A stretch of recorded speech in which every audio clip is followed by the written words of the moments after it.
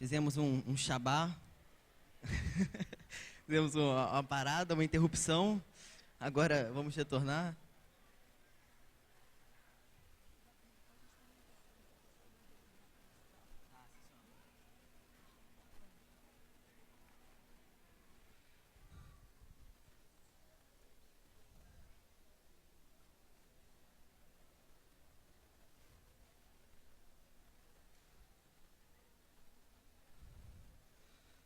Vamos voltando.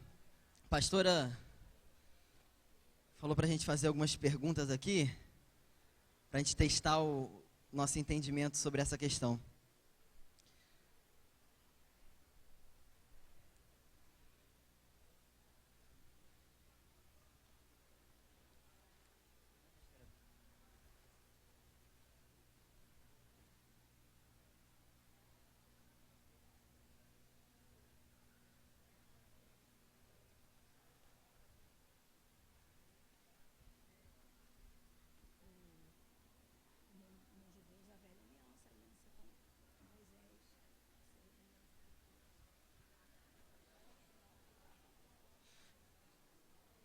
Fazer duas perguntas então, né, pastor? Tá. Vamos lá, primeira pergunta. Se o sábado, a ordenança para a guarda do sétimo dia, do sábado, o Shabá no sétimo dia, nós encontramos nos 10 mandamentos, por que nós não guardamos? Pergunta para o irmão que está do seu lado. Pessoal que está mais aí atrás no Shabá e pode ir voltando. Se está nos 10 mandamentos, por que nós não guardamos?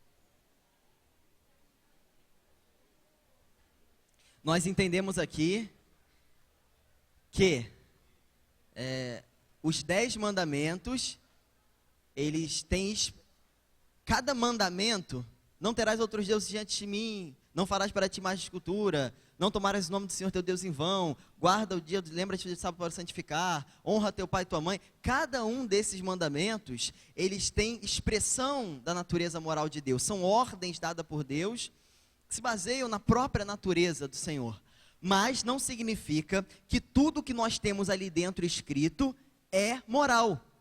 Existem ali dentro elementos que dizem respeito ao povo de Israel. Quando nós vimos aqui no mandamento, não cobiçarás, fala do servo e da serva, está falando do contexto de que povo? Do que Israel vivia, certo? Do Israel de hoje? Não, é do Israel que vivia, né? Daquele Israel com Moisés. Quando ali há a ordem para se guardar o sétimo dia como dia fixo, isso diz respeito a quem? A nós ou a Israel? A nós ou a Israel? Israel. Nós guardamos um dia para o Senhor? Então nós cumprimos a ordem moral. Guardamos um dia? Que dia? Domingo. Então nós cumprimos a ordem de Deus? Moral.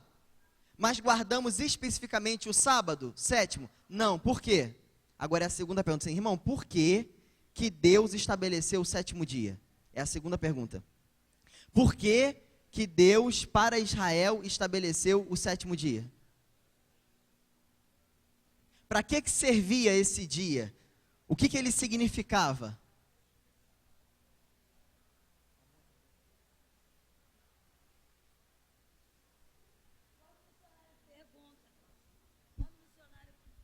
Quando o missionário pergunta por que não guardamos, eu creio que ele quer dizer o seguinte: se há alguma razão específica para o israelita guardar. Há uma razão específica para o israelita guardar esse dia de sábado. Ou não havia uma razão, estamos falando de Israel dos tempos bíblicos. Havia uma razão específica para eles guardarem esse dia. Gente, veja bem, A razão específica, a razão geral é que Deus descansou.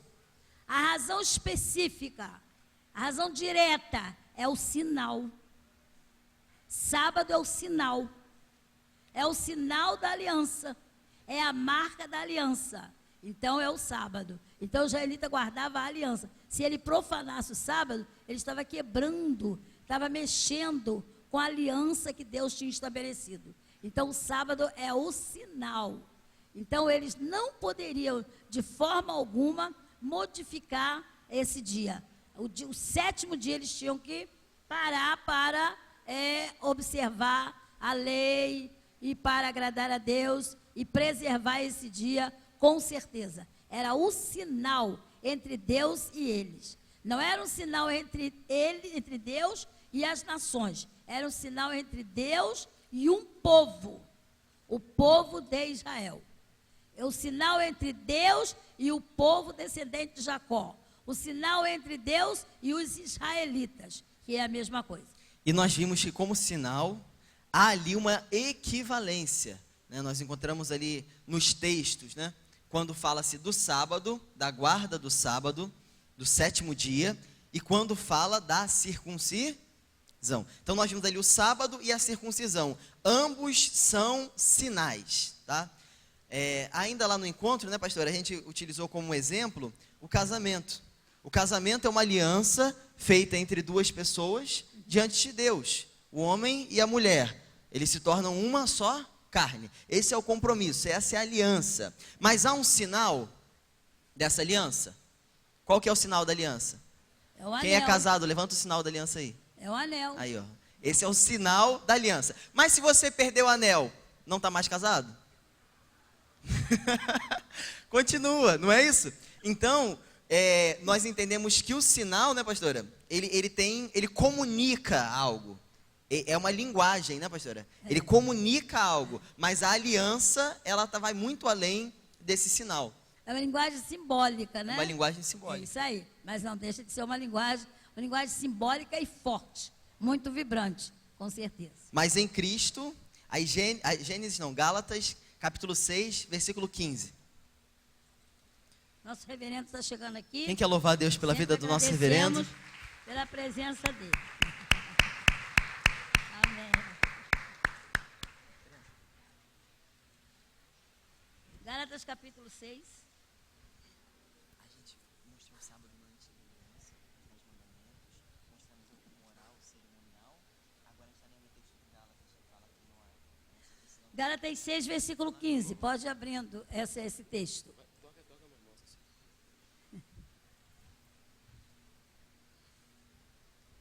Gálatas 6,15. Tem a ver com o que o missionário acabou de falar. Encadeia este assunto. 6, versículo 15. Diz assim: e todos quanto andarem de conformidade com esta regra, paz e misericórdia sejam sobre eles e sobre o Israel de Deus. Todos quanto andarem de acordo com essa regra, paz e tranquilidade sobre ele e sobre o Israel de Deus. E aqui diz... Não há de fato, né? Uma tradução, né? O menor valor em ser ou não circuncidado. O que realmente importa é ser uma nova criação. É o 6 mesmo que está aí? 6,15. Sim. Aí o 6 diz assim: pois nem circuncisão é coisa alguma, nem a incircuncisão, mas o ser nova criatura. O que eu li anteriormente foi o 16, perdão. Então veja bem, não é o ser circuncidado, não é o não ser circuncidado que vale. Quer dizer, na nova aliança, o que realmente interessa é ser uma nova criatura. Amém? Ser uma nova criação, né, pastor? Uma nova criação. E é interessante, abre aí João, capítulo 7. João 7, versículo 22. Nós temos aqui o Senhor Jesus, a sabedoria de Deus, o Verbo encarnado. Ele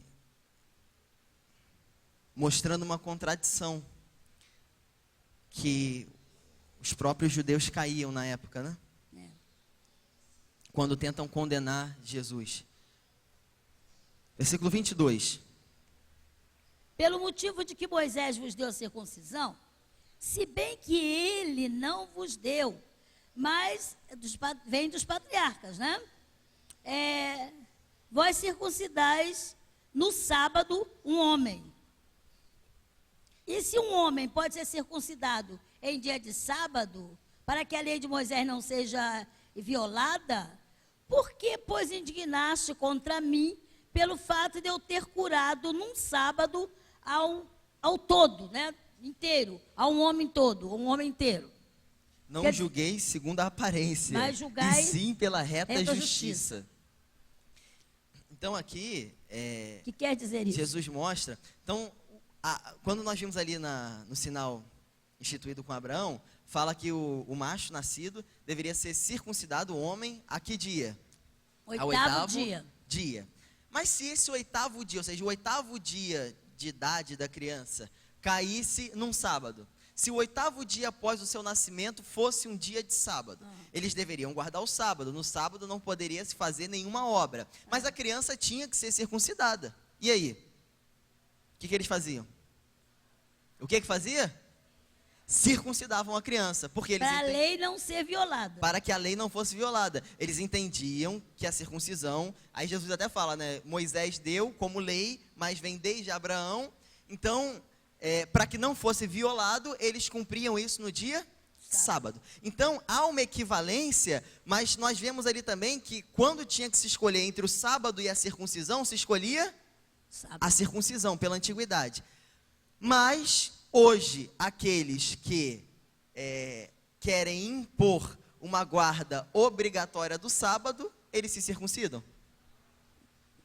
Já viram algum deles perguntando sobre a circuncisão? Já perguntou? Alguém já perguntou? Para algum deles? Você se circuncida? Porque se há uma equivalência, e os dois são sinais de aliança, os dois diziam respeito ao povo de Israel, e quando nós vemos aqui Jesus dizendo que no sábado eles circuncidavam o homem, porque consideravam por mais importância cumprir-se o rito da circuncisão do que violar o sábado, por que aqueles que hoje querem impor a guarda do sábado, né, pastora, não se circuncidam? Vocês compreenderam bem isso? A contradição? Entre a circuncisão e o sábado, mais importante era cumprir, né? Cumprir a lei. Então tem que circuncidar o menino, né? Aí o sábado ficava em segunda instância. Mas agora não. Agora, por que você não guarda o sábado? Então está arriscado você não ir para o céu, hein? Peraí, por que você não se circuncida? Por que seu filho não é circuncidado? Nós sabemos que se aparecer, a gente não ignora o engano de Satanás, né? Como o reverendo tem falado, os tempos que nós vivemos é mau, o tempo é mau, e o Espírito avisou que nos últimos dias aconteceriam isso. Então pode surgir seitas aí que vão querer circuncidar. E vai ter gente que vai atrás e vai se circuncidar. Nós vamos encontrar isso por aí, não se assusta não. Mas aqueles que se circuncidam, se circuncidarem, estão errados. Estão errados no sentido que não precisam fazer isso. Se quiserem fazer, que façam. Se quiser, né? Não, eu só vou usar roupa amarela a partir de hoje. Usa roupa amarela. Eu só vou usar a blusa vermelha. Usa só a blusa. Eu vou me circuncidar. Circuncida. Eu só vou comer manga. Come só manga. Mas não venha impor a ninguém isso. Então, é isso que a gente... Se surgir uma seita querendo se circuncidar, o problema é deles, né? Mas sobre nós não pesa essa obrigação. E quando fala da guarda do sábado, se alguém quer guardar o sábado, guarda o sábado. Está fazendo para o Senhor, mas não imponha sobre nós a guarda do sábado, porque nós fomos libertos pela graça do Senhor Jesus Cristo. Como se isso fosse um aval para a salvação. A salvação já está garantida em Cristo Jesus. Então eu não vou por outro fundamento além do que já está posto. Jesus Cristo Senhor. O fundamento é Cristo. Amém? Efésios 2 diz lá, o fundamento é Cristo, pedra angular. E o fundamento dessa igreja, o fundamento da igreja de Deus é Jesus Cristo, o alicerce, a pedra principal, e apóstolos e profetas. Os profetas do Antigo Testamento, os apóstolos do Novo. Então formam um ângulo perfeito em Cristo. Nada mais. Amém? Nada mais. Glória a Deus. Então, vamos ver o que o Senhor Jesus disse a respeito disso? Entramos então na Nova Aliança, Nova o Novo Aliança, Testamento agora. Mateus capítulo 5, versículo 17.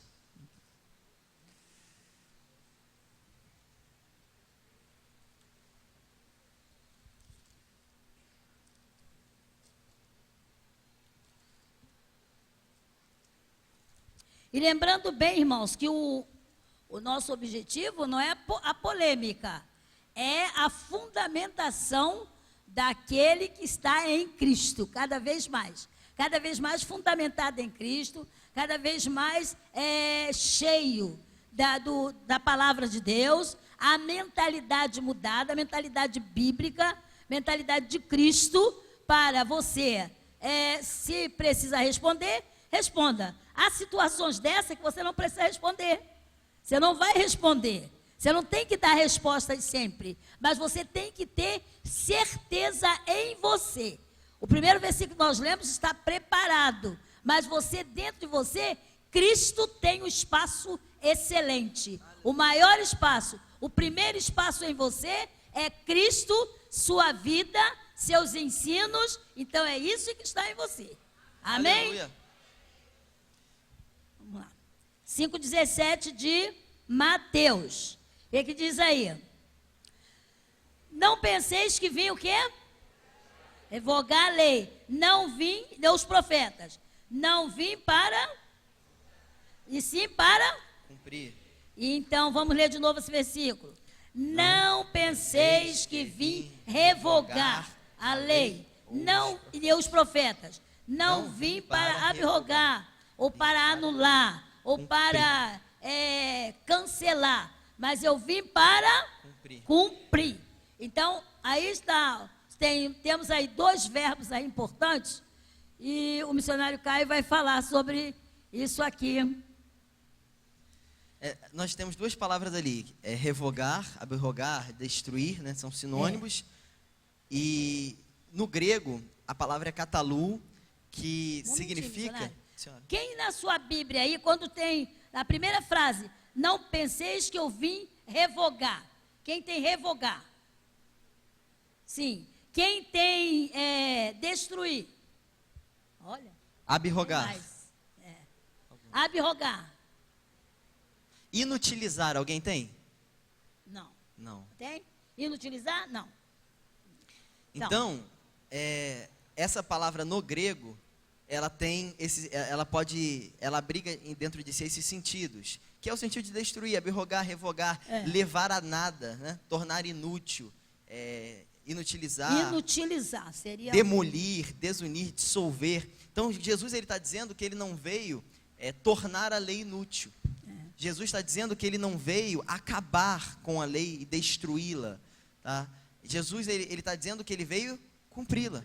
Eu não vim para revogar, destruir a lei. Eu vim para cumprir. A palavra cumprir, aí no grego plerô, nós temos que preencher até o máximo. Fala assim, preencher de forma plena. Até o máximo. Isso. Tornar cheio, completar, levar até o fim, cumprir a utilidade. Então Jesus está dizendo que ele não veio destruir a lei. Ou seja, dizer, a lei deu errado, joga fora. Não, de quem deu errado foi o homem. O homem se tornou errado na desobediência. Foi o que o reverendo leu aqui hoje em Romanos. Pela desobediência de um homem entrou o pecado, pelo pecado a incapacidade do homem de cumprir a lei. Mas não significa que a lei é ruim. A Bíblia diz, toda lei é boa. Né? E cumprindo, o homem viverá por ela. Mas, por causa da natureza pecaminosa, há uma incapacidade do homem de internamente cumprir essa lei. Mas Deus envia seu Filho, que se faz homem, sem pecado, sem mácula, sem... Né? Quando nós pensamos sobre o cumprimento da lei, então nós temos que ter alguém que não traga em si essa natureza caída que o homem tem. Então ele não pode nascer como todos os homens nascem. E aí foi o que o reverendo falou aqui, né? Como que pode nascer alguém que já existe? Então ele vem à terra sem pecado, nasce, não como os homens nascem, é um ente santo gerado por uma ação do Espírito Santo na judia Maria, e ali nós temos o nascimento daquele que se chamará, né, o Salvador, o Senhor. Ele levará os nossos pecados. Amém. Ele tomou sobre si as nossas iniquidades. Amém. O castigo que nos traz a paz foi posto sobre ele. E ele toma agora, né, para si a responsabilidade perante o Pai de cumprir a lei que o homem não foi capaz de cumprir. E ele cumpre. Ele disse: Para um minutinho para pensar nisso. Jamais você teria condições de cumprir 1/10 da lei. Jesus, ele nascer sem pecado, ele vir tomar a natureza humana e não pecou, tudo bem. Mas ele também quis tomar o nosso pecado e pagar por ele. Isso deve levar a gente a pensar, a parar e pensar. Entendeu? Então, quando o missionário falou aqui sobre o significado do plerô, que é preencher devidamente ao máximo, não ficou um pedacinho sequer. Olha que Satanás trabalhou e trabalha tentando encontrar uma falha em Jesus. Durante o ministério de Jesus, ele usava a cabeça dos fariseus. Você vê quantas vezes no Evangelho você lê, eles procuravam uma fórmula de incriminar Jesus o tempo todo, e não conseguiu achar. Glória a Deus, não conseguiu, porque Jesus preencheu todas as instâncias. Aleluia. Onde nenhum ser humano seria capaz de nem de longe cumprir. Em algumas coisas ele nem imagina. Jesus cumpriu tudo com satisfação. Deus ficou feliz. Sabe? Se é que a gente pode usar uma expressão humana em relação a Deus, Deus ficou feliz com o trabalho realizado por Jesus. Aliás, o profeta Isaías diz que o trabalho de suas mãos ele verá e ficará satisfeito. Então, Jesus cumpriu tudo. Aleluia. No meu e no seu lugar. Louvado seja Deus. Aleluia. Glória a Deus. Glória a Deus. Aleluia. Aleluia. Então, quando nós falamos sobre o sábado, Jesus não violou o sábado. Não. Tá? Jesus, né, isso é uma afirmação, né? É. Jesus não violou o sábado. Não violou. Jesus foi acusado de violar o sábado. Isso. Quem entendeu? Fala assim, Jesus foi acusado de violar o sábado, mas ele não violou o sábado. Vamos entender, quando nós dizemos que Jesus cumpriu toda a lei, na lei estava contido o mandamento de se guardar o sábado. Então, Jesus, ele cumpriu o sábado dentro do projeto original de Deus. Quem lembra da pastora Alcenira aqui no início, né, ressaltando no texto, quando o Senhor diz, para o santificar. Ou seja, tornar esse dia especial, separar esse dia para Deus, entregá-lo para estar com o Criador e fazer as suas obras. Foi isso que Jesus fez no sábado? Não foi isso?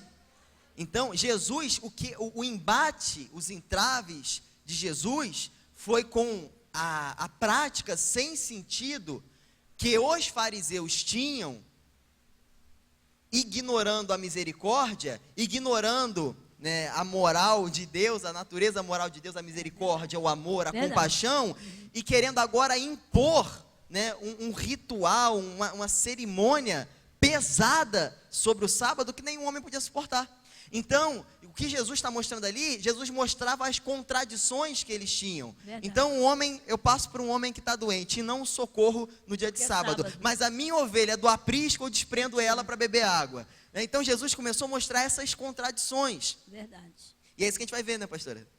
Com certeza. Mas o sábado Jesus cumpriu. E quando Jesus cumpriu o sábado, então agora ele nos justificou. Significa que agora eu me apresento diante de Deus, não mais, Senhor, guardei o sábado. Não, eu me apresento diante de Deus agora tendo Jesus como meu representante. E ele cumpriu toda a lei, inclusive o mandamento do sábado. Então quando alguém vem e diz, você não guarda o sábado, mas Jesus guardou o sábado. O fato de Jesus ter guardado o sábado é um forte argumento para eu dizer que eu fui liberto do sábado. Verdade. Porque ele me justificou. Ele Ele me cumpriu tudo que eu libertou. não podia fazer. Significa Então, que o tá sábado não tem mais poder para me condenar, porque Jesus cumpriu ele. Aleluia! Mateus 12 agora, né, pastor? Eu encontrei aqui Lucas também. Lucas? Lucas capítulo 10 e o versículo 13, aliás, capítulo 13 e o versículo 16, foi a primeira referência que me veio quando ele falou sobre a manjedoura. Por quê? Tinha uma mulher na sinagoga, doente, encurvada, e eles começaram a ficar atrás de Jesus para ver se curaria a mulher no sábado. Então, o chefe da sinagoga ficou indignado com aquilo e disse que viessem no outro dia para receber cura e não no sábado.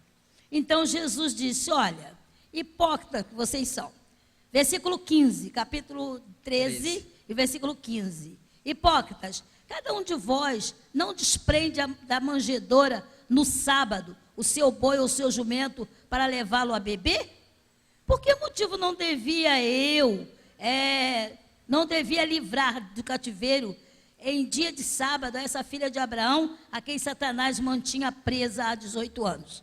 Uma libertação estrondosa no dia de sábado, censurada pelos fariseus formais, frios, formais, e Jesus executando aí a obra de Deus, trazendo para essa mulher a libertação e o esclarecimento para a multidão que o estava ouvindo. E aí para nós o ensino. A consideração que eles tinham com o sábado não incluía a compaixão, como o missionário citou aqui, a compaixão para com as pessoas. O doente não era visto, porque era sábado. Quando Jesus cura a mulher, eles se agaçam, eles ficam chateados, porque Jesus fez esse trabalho no sábado. Só que Jesus lembra eles: vocês trabalham, vocês não vão tirar o seu jumento da manjedoura? Você não vai dar de comer o seu boizinho lá? Você não leva para beber água? Como é que eu não posso livrar essa mulher, Afinal de contas, os animais foram feitos para o deleite do homem. Então, se você tem tanto cuidado com os animais, muito mais teria que ter cuidado com as pessoas. E, no entanto, eles criam essa situação com Jesus. E a outra de Mateus, capítulo 12, também, Jesus faz um reclamo sobre isso. Pode ler, missionário. 12, a partir do versículo 1. 12, versículo 1. Mateus, hein, agora? Mateus 12, versículo 1.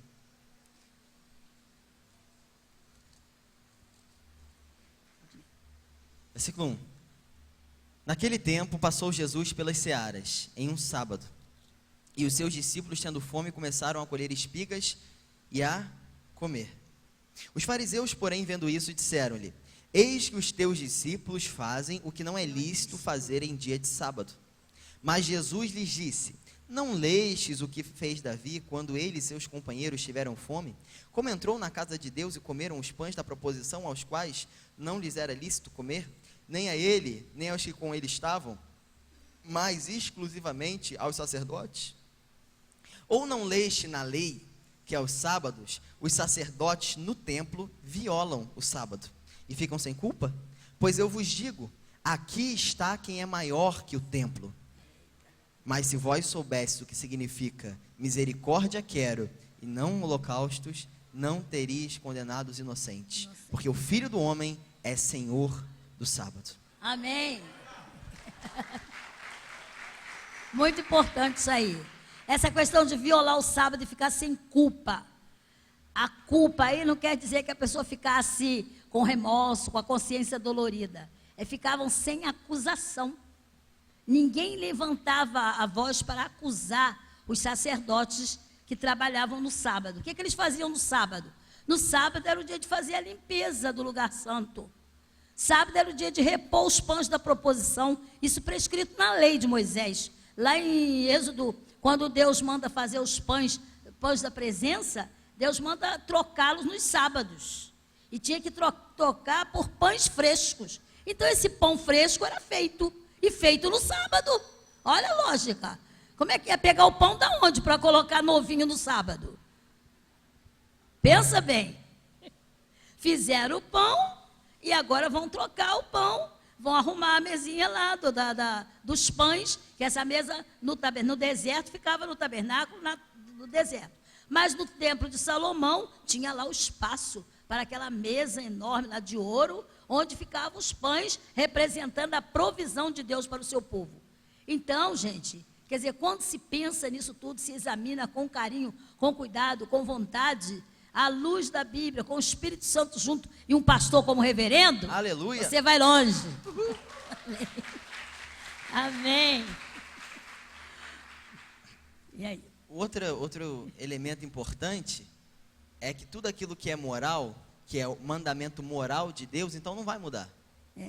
Quando é uma ordem baseada na natureza de Deus, isso não vai mudar em nenhum momento na Bíblia. Não muda. Então, quando nós temos a ordem de não matar no Antigo Testamento, nós vamos encontrar lá no Novo Testamento o homicídio sendo condenado. Quando nós encontramos o não cobiçarás no Antigo Testamento, nós vamos para o Novo e nós vamos encontrar também a repetição dessa ordem.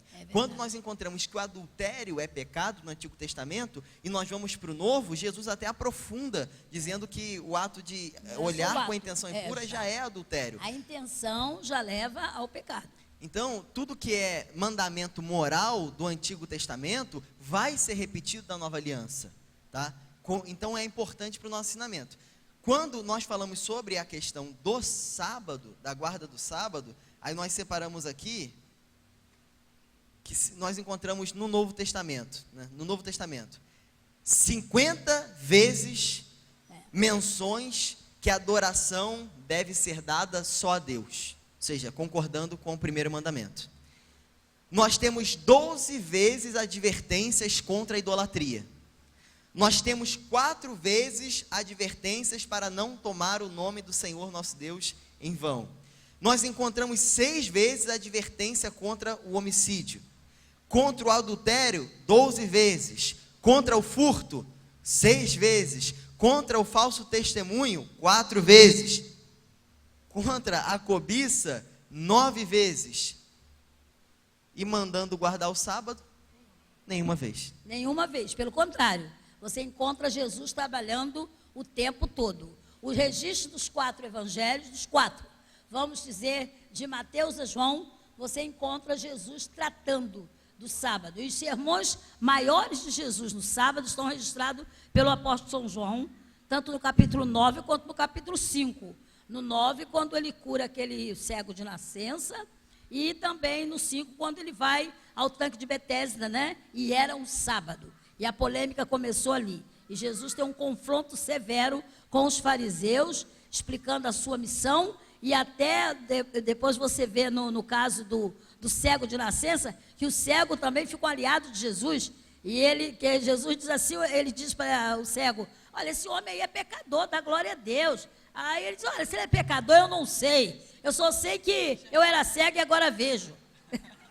Quer dizer, a questão muito séria, quer dizer, polêmicas que criavam sem sentido. Mas Jesus, de todas elas, conseguiu mudar a situação, tá? Então, nós vimos aqui, recapitulando, né, rapidamente. Nós vimos lá no Antigo Testamento o sábado, que é um sinal da aliança de Deus com Israel. Nós vimos o sábado lá na ordenança dos 10 mandamentos. Entendemos que ali nos 10 mandamentos tem a parte moral, que é reservar um dia para o Senhor, como na criação Deus ensinou. Entendemos que a parte cerimonial era um dia fixo, que era um sinal da aliança de Deus com Israel, como era a circuncisão, mas que nós que estamos na nova aliança não precisamos Amém. mais nos submeter a esses ritos. Nós vimos que Jesus ele veio para cumprir a lei e de fato a cumpriu e nos justificou e agora é o nosso representante Amém. ante de Glória a Deus. Deus. Por isso nós estamos libertos e não somos mais condenados por nenhum rito, né, do Antigo Testamento.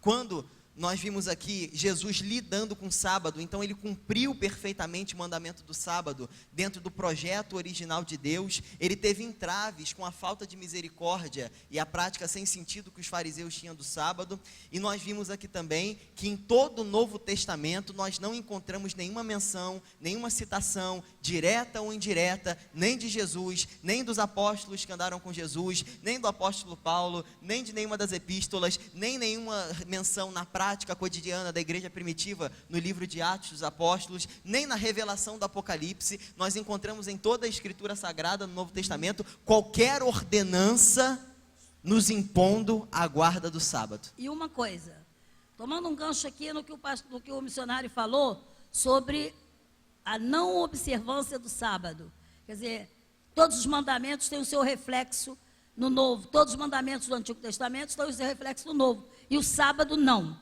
E para fechar essa questão, não tem nenhuma ordenança dizendo para guardar o sábado, e Jesus não ressuscita no sábado.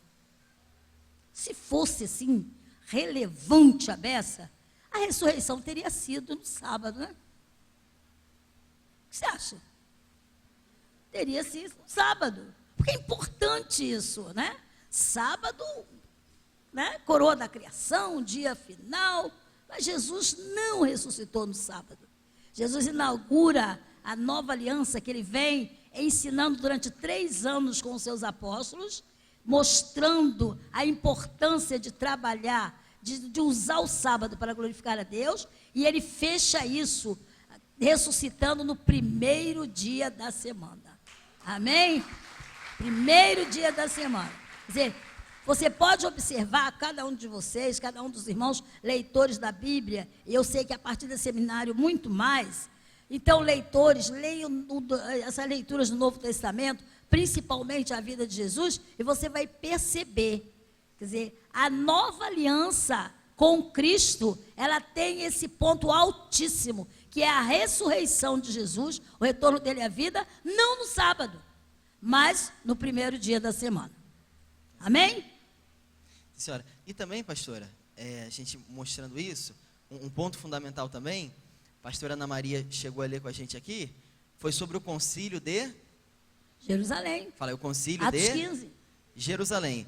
Aconteceu por volta do ano 48, ano 50 depois de Cristo, e o relato está lá em Atos 15. Vamos abrir? Atos 15.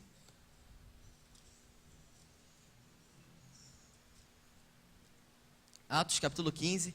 O que é um concílio, tá? Um concílio, quando a gente usa essa expressão, né? O concílio de Jerusalém, aqui quando a gente tem aula da história da Bíblia, né? Aí o concílio de Nicéia, o concílio de Trento, né? Então, o concílio é uma reunião de lideranças da igreja para tratar de assuntos concernentes à doutrina, tá? Relacionados à fé, né? Relacionados à fé em geral, mas normalmente mais especificamente à doutrina. E aqui nós temos um concílio, ou seja, lideranças da igreja primitiva se reuniram para tratar de assuntos doutrinários. Quem lembra do nosso reverendo ontem aqui à noite, abrindo com a gente Atos e mostrando, perseveravam na doutrina dos apóstolos. Então, uma constância baseada na doutrina, a importância que a igreja tem de defender a sã doutrina, a verdadeira doutrina. E isso aconteceu na igreja primitiva. Os crentes, né? Não judeus, houve conversões de não judeus, se tornaram novos crentes, e aí alguns da seita dos fariseus também se converteram. Alguns que eram fariseus se converteram ao Senhor Jesus Cristo, e eles agora procuraram esses novos crentes, que eram gentios. Gentios significa que eles não faziam parte do povo de Israel. Procuraram eles, eram estrangeiros, e começaram a tentar impor sobre eles agora a guarda do sábado, a circuncisão. Diz assim: se vocês não se circuncidarem e guardarem a lei de Moisés, de maneira nenhuma vocês podem ser salvos. A pastora Alcenira ressaltou aqui agora há pouco, dizendo assim: nosso objetivo não é condenar quem guarda, tá? Mas quando tenta se colocar práticas desse tipo como prescrições necessárias para a salvação, atitudes necessárias para a salvação. Olha, se você não guardar o sábado, você não é salvo. Olha, se você não se circuncidar, você não é salvo. Olha, se você não tiver com a saia até o pé, você não é salvo. Olha, então quando começam-se a colocar prescrições humanas como artigos imprescindíveis para a salvação, isso é uma ofensa à doutrina. Isso é uma ameaça, tá? E quando o nosso reverendo falou, olha, nós estamos, o reverendo aqui cheio do Espírito Santo né, diante de Deus e da igreja, dizendo, nós vamos combater qualquer ameaça à igreja, qualquer ameaça à verdadeira doutrina. É isso. É quando tenta-se tirar o mérito da salvação do Senhor Jesus Cristo e atribuir a qualquer pessoa ou prática. Não, ó, você vai ser salvo por Jesus, mas faça um pacto com Miguel. Ó, você é salvo por Jesus, mas coloque esse tipo de roupa, senão você vai para o inferno. Olha, você foi salvo por Jesus, mas só coma esse tipo de alimento, senão você não vai ser salvo. Olha, você foi salvo por Jesus, mas você precisa guardar o sábado, senão você não vai entrar no céu. Esse tipo de argumento é uma ameaça à sã doutrina.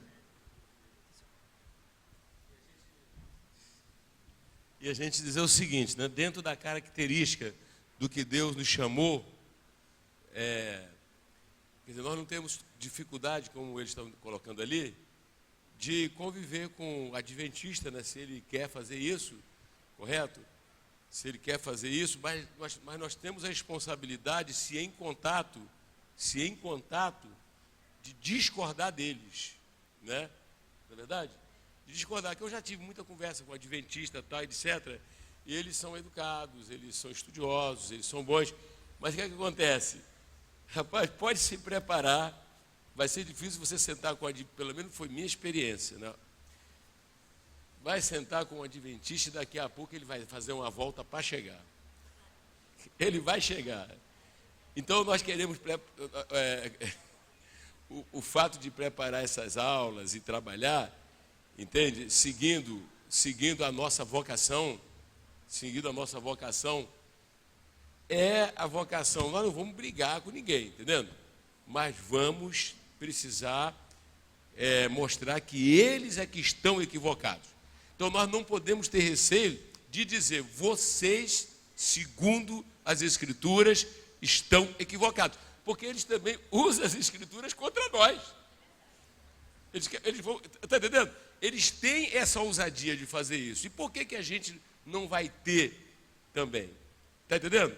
Então, quer dizer, olha para quem está ao outro lado e fala assim, meu irmão, se for acossado, e você já sabe, você realmente está protegido, não é? Agora, nós sabemos que muitas das vezes, para poder fazer calar, pode ser um processo, né, de estudar mais, repetir não sei quantas aulas, né, falar, enfim, está entendendo? Então nós estamos aqui prontos para poder ajudar em qualquer instância e em qualquer lugar. Só para lembrar o seguinte, né, entendeu? A gente quer fazer questão de lembrar o seguinte, tá? Nós tivemos posicionamentos claros, combatemos o legalismo no contexto denominacional da nossa denominação. E eles nos respeitam. E eles, né, até hoje existe... Hoje me chamam para voltar para a convenção. Está entendendo? O que acontece? Há uma expectativa da nossa volta, né? Só que nós obedecemos a quem? Ao Espírito Santo. Nós estamos muito bem sendo a Assembleia de Deus, nós não temos necessidade disso. Mesmo porque, para tal, precisávamos de ter o quê? Uma orientação. Porque como Deus deu orientação para o desligamento, ele tem que dar uma orientação para a volta.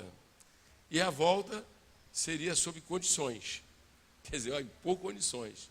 A volta seria sobre... Temos vários pontos de impor condição. Está entendendo? Só para lembrar o seguinte, entendendo? Que quando nós orientamos a pastora e o Caio para preparar essa aula, é para preparar, para evangelizar. Como ele bem disse, nós não temos problema, né, em julgar, no caso particular, o adventista, né? Em julgar, tal. Não, a gente tolera em Cristo, né? Em Cristo, nós toleramos muita coisa. Mas não toleramos dizer que nós estamos errados. Olha só, isso aí não, entendeu? Isso aí não, a gente levanta até da mesa, se for o caso. Se tiver levantado uma mesa, vamos levantar. Porque é o fundamento. Nós tivemos... Correto? Gálatas, Romanos, 2 Coríntios, Romanos capítulo 5 e outras passagens da Bíblia. Correto? Eu não vou fazer amizade com alguém em detrimento de... Né, igual a gente sabe que eles têm programa de televisão e tal, mas eu creio que o nosso quadro aqui ministerial está preparado para poder conversar em qualquer nível. Amém, gente? Então, é muito bom você saber que está na igreja segura, né? Fala assim, nós estamos seguros. Fala assim, nossos pastores também. Exatamente. O pastor Ló está lembrando que é os judeus messiânicos também. Mas quando eu orientei eles a preparar a aula, eles estavam em vista também. Eles estavam em vista também por causa da petulância de um judeu. A petulância de um judeu contribuiu com isso aqui, entendeu? Lembrou perfeito. Então o que acontece? Olha para quem está ao seu lado, é só para os irmãos prestarem. Isso aqui, por que eu levantei aqui? Prestem atenção. Fala assim comigo. Fala para quem está ao seu lado. Fala. Prestem atenção. Mais uma vez, fala. Prestem atenção, porque você vai precisar disso. Repete para 3 pessoas, vai lá. Repete. Fala comigo. Preste atenção, porque você vai precisar disso. Olha só, mais cedo ou mais tarde você vai precisar. Primeira coisa é que não vai te abalar, não é isso? Você sabe que você está do lado de quem? Da verdade. Você está do lado de quem? Da palavra. Esse é o primeiro ponto. Mas nós somos luz, né? Nós temos que ser a luz. A luz é o quê? Passar o conhecimento. Como é que vai passar o conhecimento?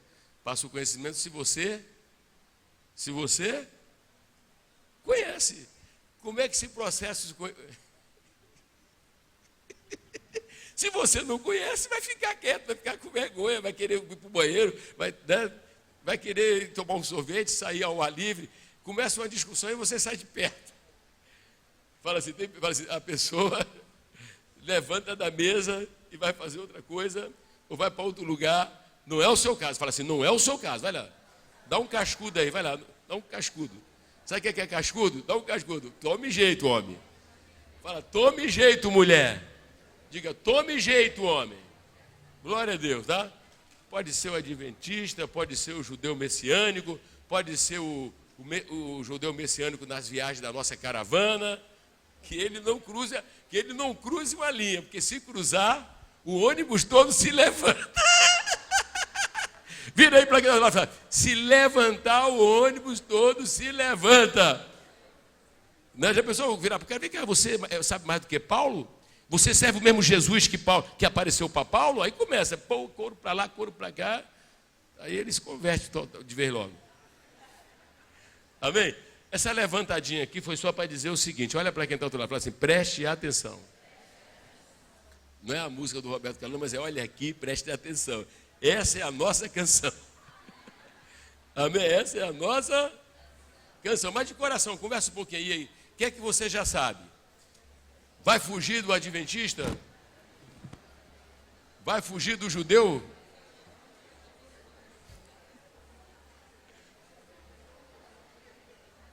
Vai fugir do adventista? Vai fugir do judeu? Jamais.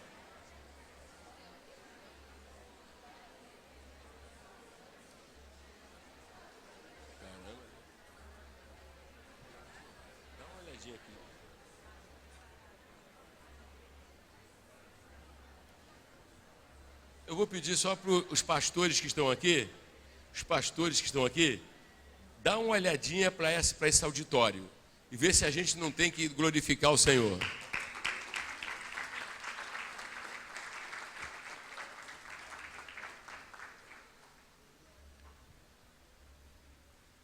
Pastor Daniel, intercessor, olha aí. Eu só vejo resposta divina nisso aqui. Não tem outro jeito? Hein? Natal já é que dia? E vamos estar aqui cheinho, né?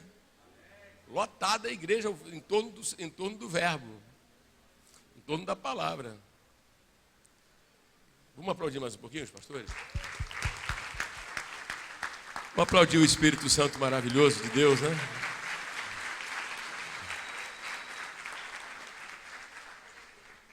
Glória a Deus.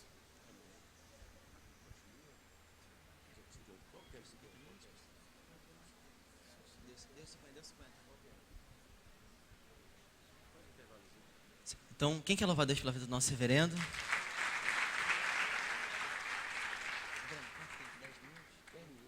Então, intervalo agora de 10 minutos. Quem quiser, ele atrás na cantina. O Shabá.